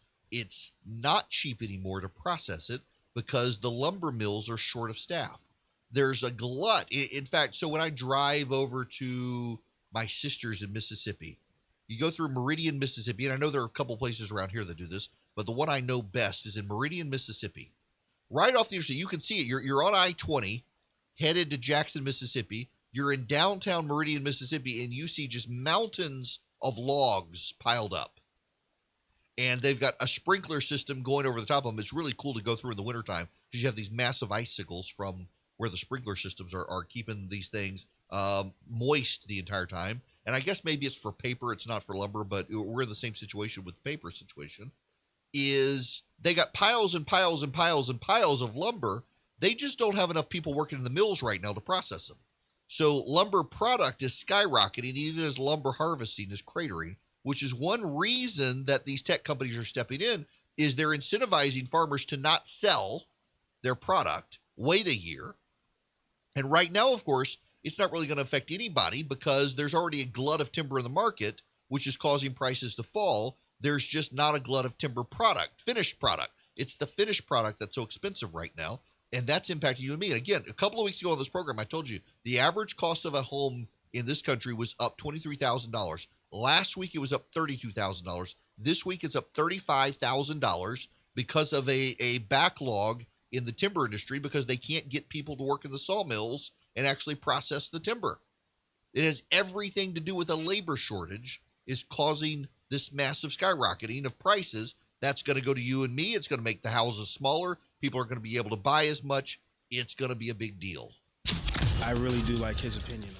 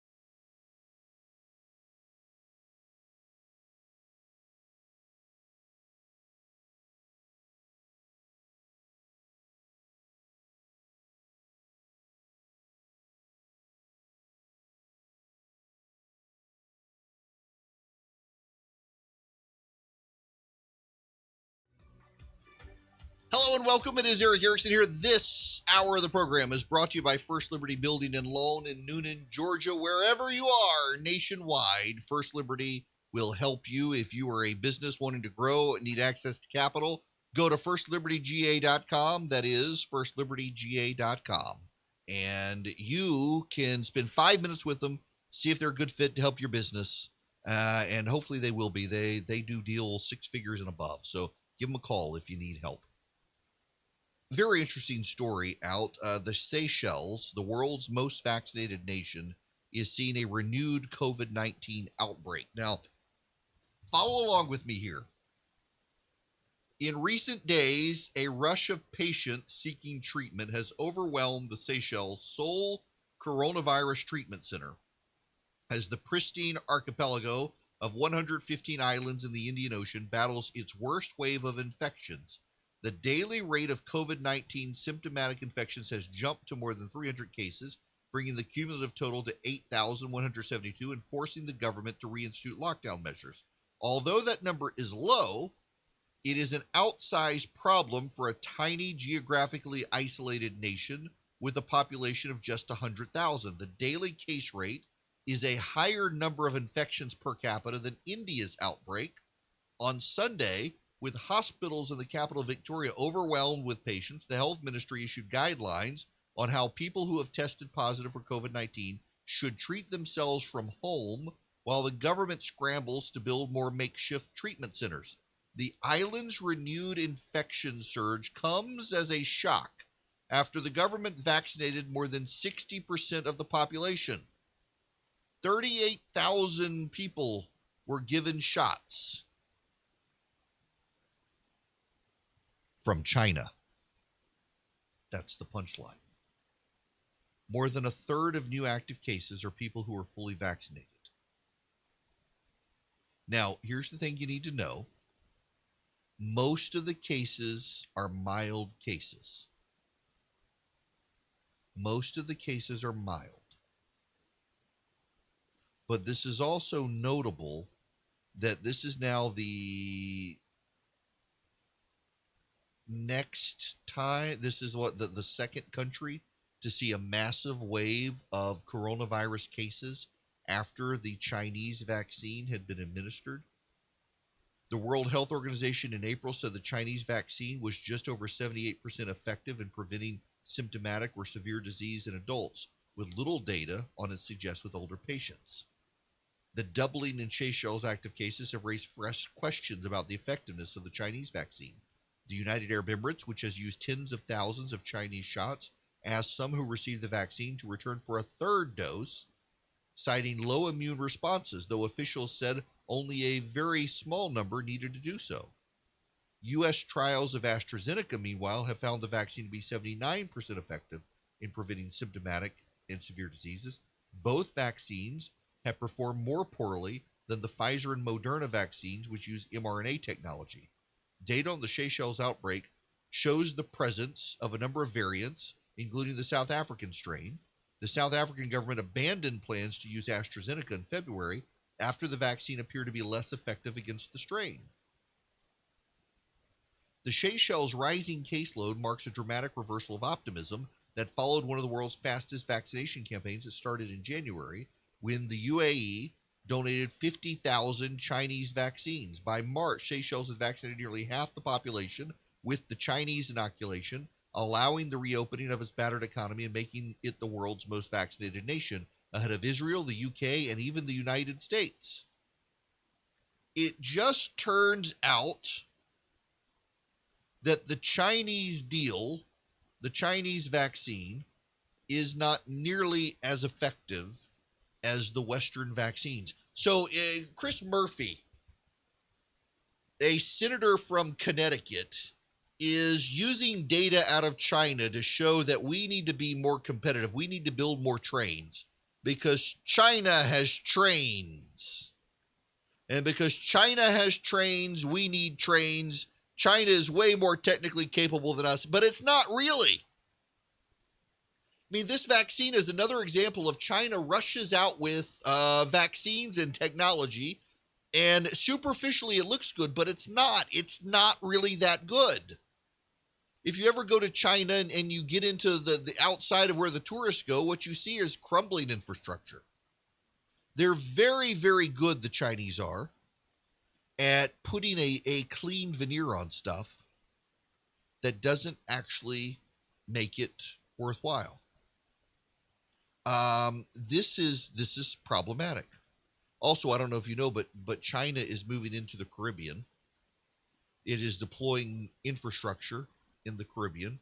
It is possibly building an Atlantic Ocean air and naval base to be able to reach the United States eastern seaboard and Western Africa. The Biden administration is doing nothing about that. And everyone in Congress, it seems like on the Democratic side and much of the media, is obsessed with being more like China. And American corporations are willing to do China's bidding based on Chinese money. 30.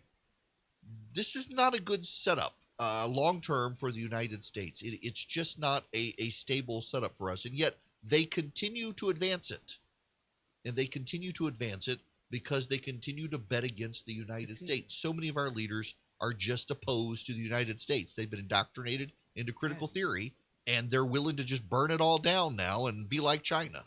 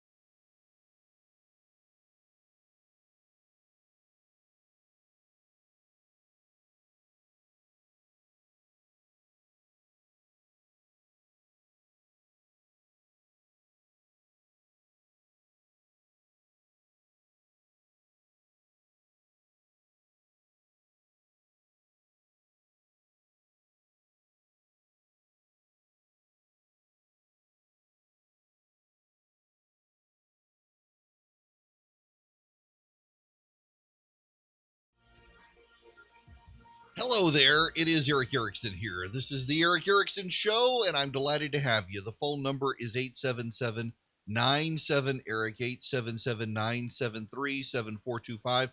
I want to read you a tweet from the New York Times. Colonial Pipeline, a vital U.S. fuel artery that was shut down by a cyber attack, said it hoped to restore most operations by the end of the week. Since the shutdown, there have been no long lines or major price hikes for gas.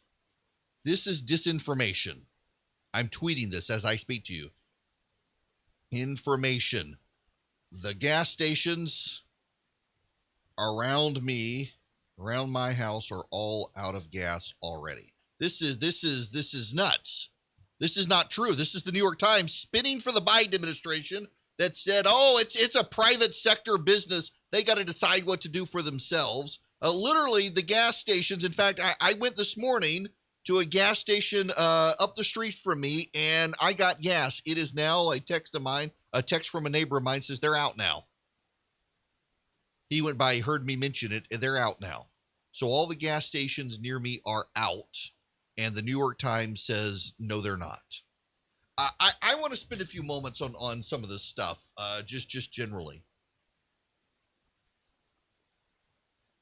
Let's talk about Great Britain. Henry Olsen has a piece in the Washington Post about the Labour Party in Britain, and that it should be a warning for the Democrats here.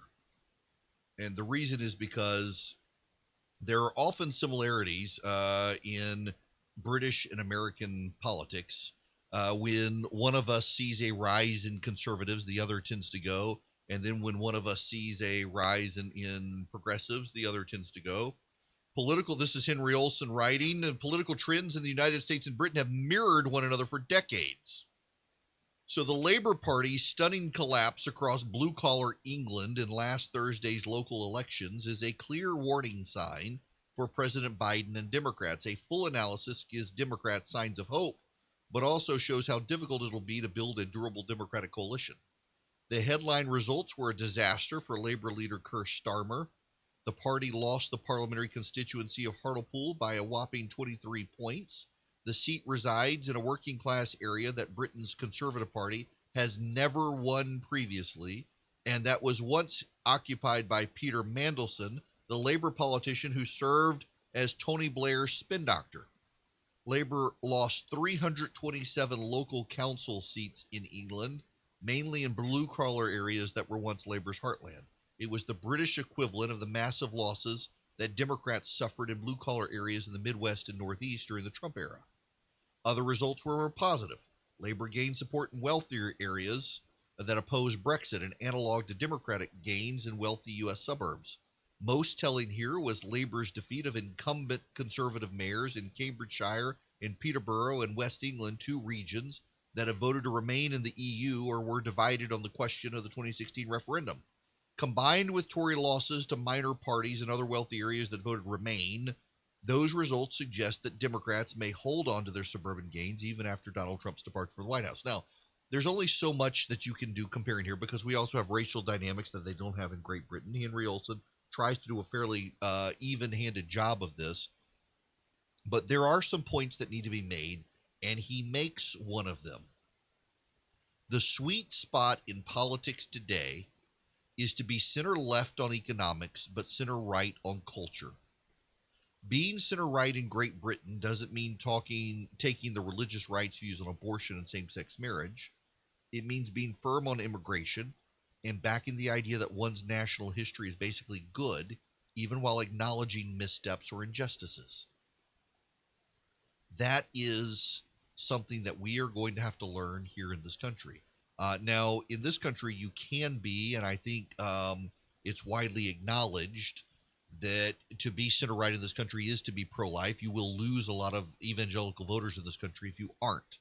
But interestingly enough, Hispanic voters in this country tend to be very pro-life, and a growing number of black voters are as well, because they see that progressive whites have used abortion to curtail population growth in the black community. But the media doesn't get this stuff. They don't understand this stuff. There is a cultural disconnect between the heartland and the coastal elite in this country. And they view it as bad. I want to go back to this piece by Chris Rufo about what's happening at Disney. I want to read you some of this, and it's important that you hear this. This is him writing. The core of Disney's racial program is a series of training modules on anti-racism. In one module called Allyship for Race Consciousness, the company tells employees that they must take ownership of educating themselves about structural anti-black racism, and that they should not rely on their black colleagues to educate them because it is emotionally taxing. The United States, the document claims, has a long history of systemic racism and transphobia, and white employees in particular must work through feelings of guilt, shame, and defensiveness to understand what is beneath them and what needs to be healed.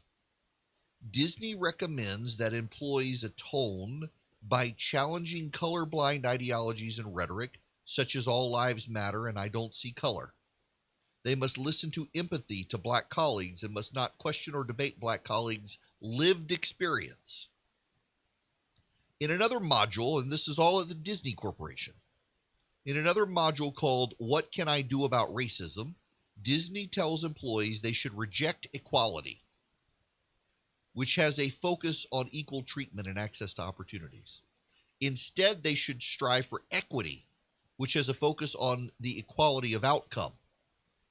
The training also includes a series of lessons on implicit biases, microaggressions, and becoming an anti-racist. The company tells employees that they must reflect on America's racist infrastructure and think carefully about whether or not your wealth, income, treatment by the criminal justice system, employment, access to housing, healthcare, political power, and education might be different if you were a different race. In order to put these ideas into action, Disney sponsored the creation of a program called the 21-Day Racial Equity and Social Justice Challenge in partnership with the YWCA, and included the program in the company's recommended resources for employees. The challenge begins with information on systemic racism and asks participants to accept that they have all been raised in a society that elevates white culture over others.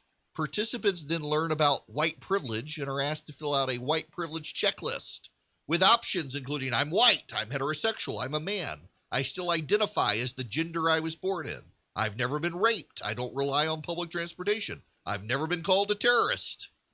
And then there's the white fragility section with an exercise called How to Tell If You Have White Fragility, with beliefs such as I'm a good person, I can't be a racist. I was taught to treat everyone the same, which is interpreted as evidence of internalized racism. If you were taught to treat everyone the same, let's focus here. You're taught that you should treat everyone the same. That's white racism.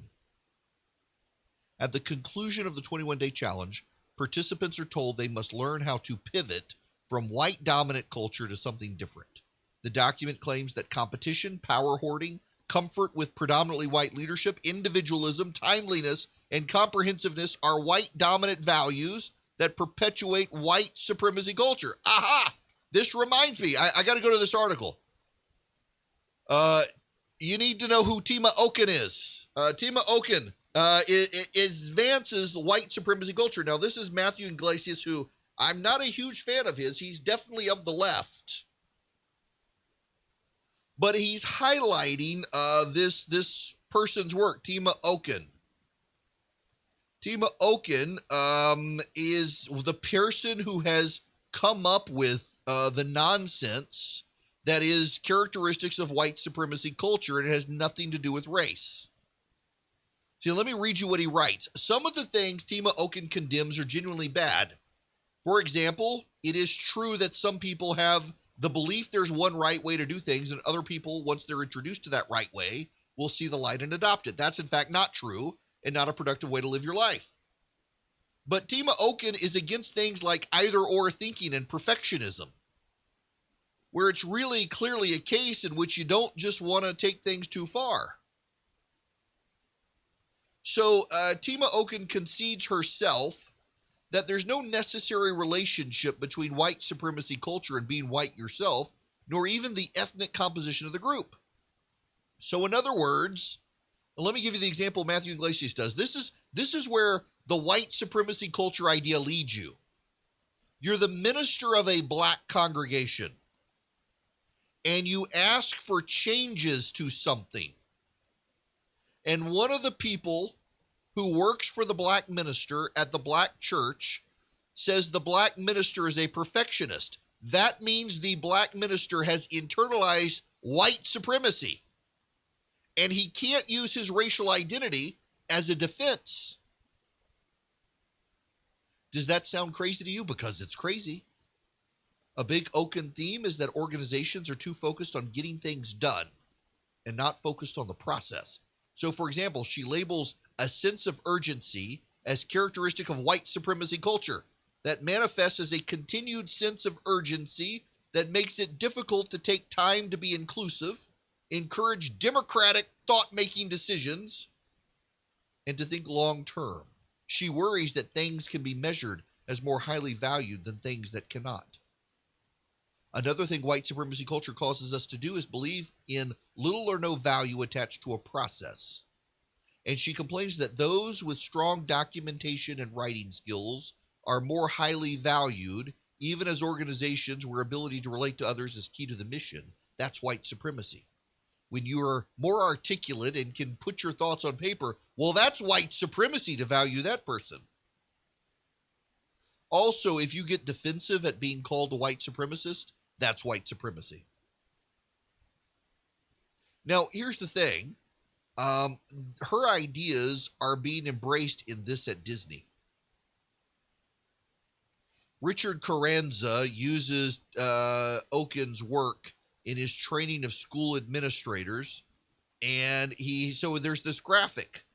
The presentation slide shows that administrators are being taught to avoid the hallmarks of white supremacy culture with ideas from Tima Oaken. Let me give you what white supremacy culture is. Perfectionism, a sense of urgency, a defensiveness when people in power are challenged, quantity over quality, worship of the written word. The idea prioritizes documentation and writing skills. Paternalism, a right to comfort. Those in power may believe they have a right to emotional and psychological comfort while denying the same to others. Objectivity is white supremacy.